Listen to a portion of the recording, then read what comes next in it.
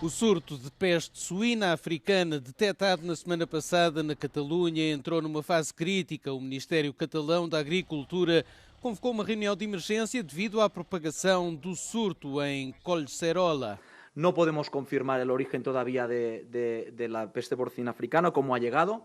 Indicios hay. Puede ser que venga pues, un alimento, un embutido en mal estado en una zona de donde pasan muchos camiones y áreas de servicio. Por lo tanto, es una opción. A reação de Bruxelas foi imediata. A União Europeia decidiu enviar uma equipa de veterinários especializados para reforçar o controle do surto. No total, apareceram 14 javalis mortos, dos quais 2 com a doença confirmada. A descoberta suscitou preocupações sanitárias, sobretudo porque Espanha não registrava um caso de peste suína africana desde 1994.